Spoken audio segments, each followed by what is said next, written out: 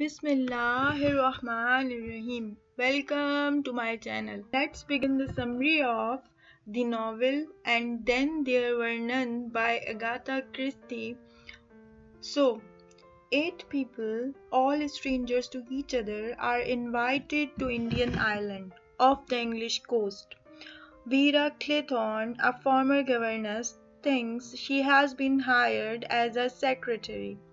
Philip Lombard, an adventurer, and William Bloor, an ex-detective, think they have been hired to look out for trouble over the weekend.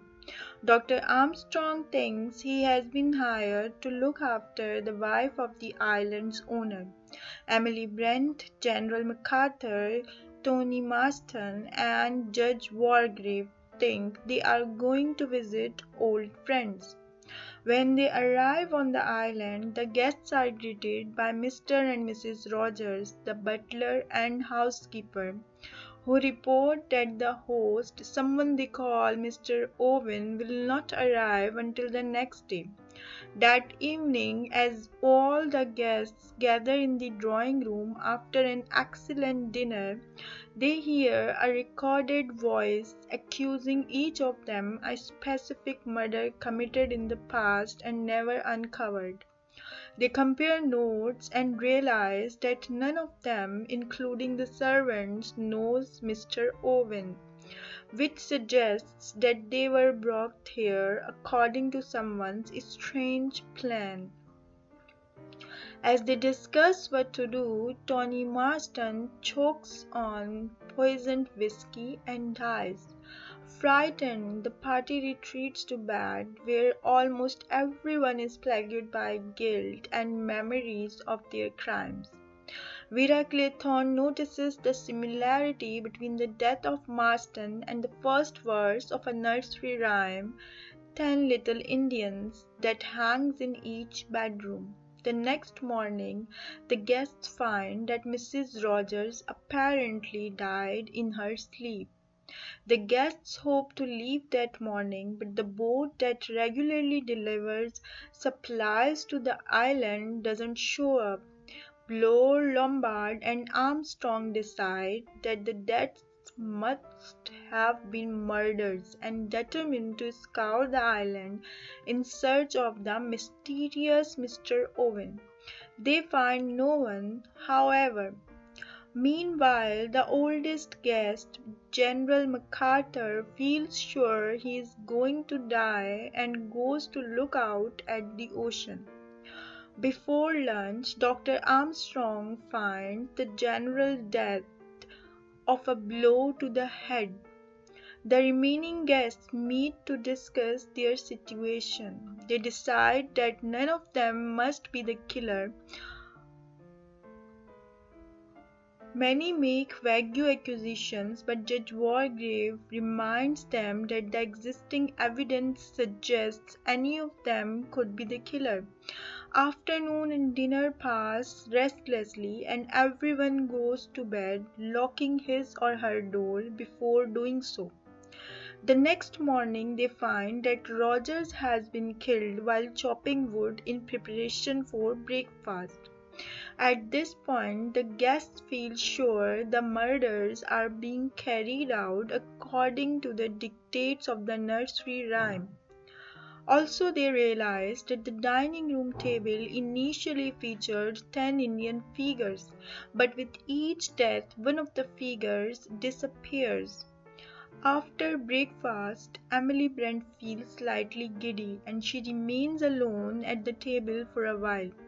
She is soon found dead, her neck having been injected with poison.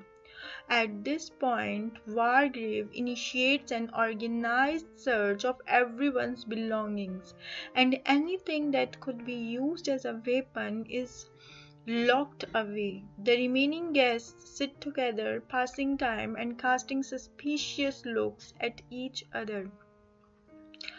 Finally, Vera goes to take a bath, but she is startled by a piece of seaweed hanging from her ceiling and cries out.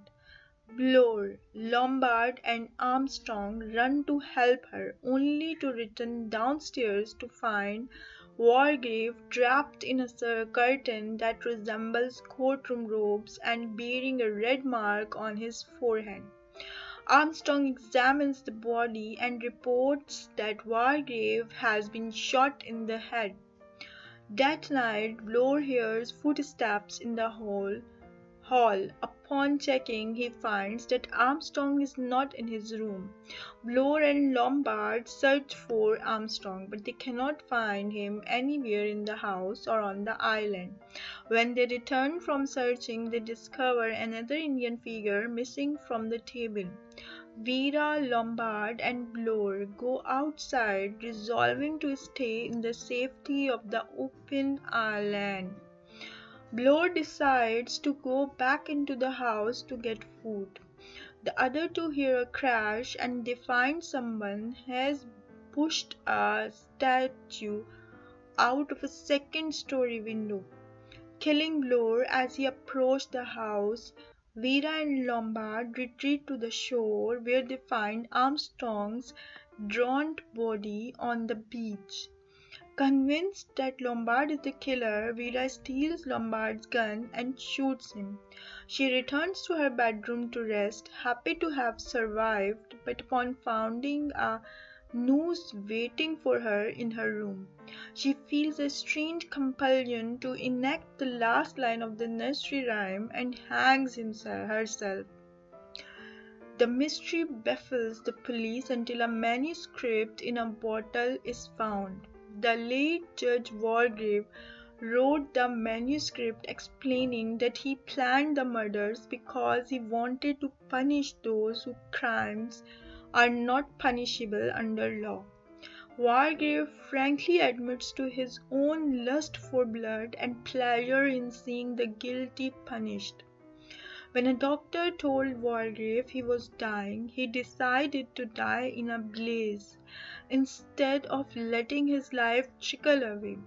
He discusses how he chose his victims and how he did away the Marston, Mr. and Mrs. Rogers, MacArthur, and Emily Brent. Wargrave then describes how he tricked Dr. Armstrong into helping him fake his own death, promising to meet the doctor by the cliffs to discuss a plan. When Armstrong arrived, Wargrave pushed him over the edge into the sea, then returned to the house and pretended to be dead. His ruse enabled him to dispose of the rest of the guests without drawing their suspicion. Once Vera hanged herself on a noose that he prepared for her, Wargrave planned to shoot himself in such a way that his body would fall onto the bed as if it had been laid there. Thus he hoped the police would find 10 dead bodies on an empty island. And here it is the end of the summary of the novel, And Then There Were None. May Allah bless us all. Fi Aman Allah.